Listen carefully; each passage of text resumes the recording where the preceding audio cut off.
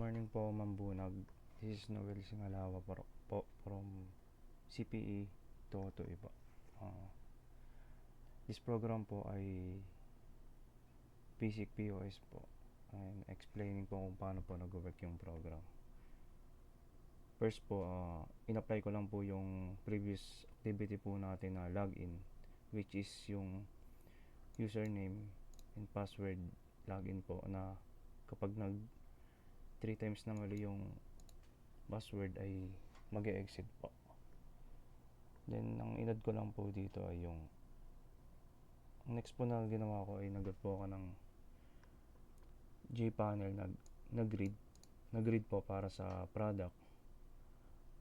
Then next po ay nag-use po ako ng columns or table para dun po lahat i-input lahat ng product na i-select po or orderin.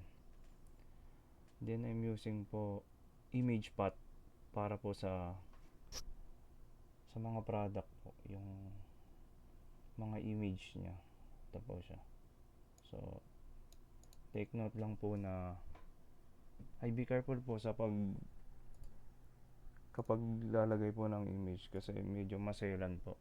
Ang ginawa ko po dito ay nag-download po ako ng image, then gumawa po ako ng pinagsama-sama ko po lahat sila para mas madali pong ma-identify yung specific po na image sa bawat product po. Then yun po, let's run po na yung program. So yun po ang maglalagay na po ako using may ID number.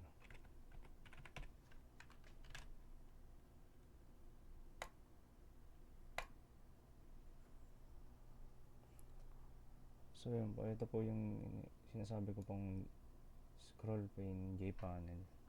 Yan po. Then ito po yung table na sinasabi ko.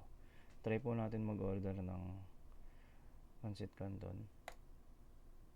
Yan po, dumagdag po siya price. Try po muna nating orderin lahat na tag-iisa.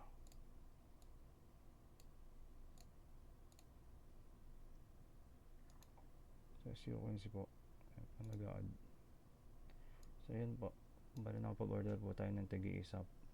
Kung gusto nyo pong mag-add, click nyo lang po ulit. So yun, dumadagdag po yung quantity nya tsaka yung price, check nyo po.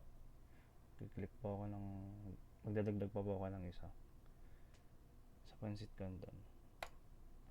Yan po, nagdagdag po yung price nya once nag-order po ako.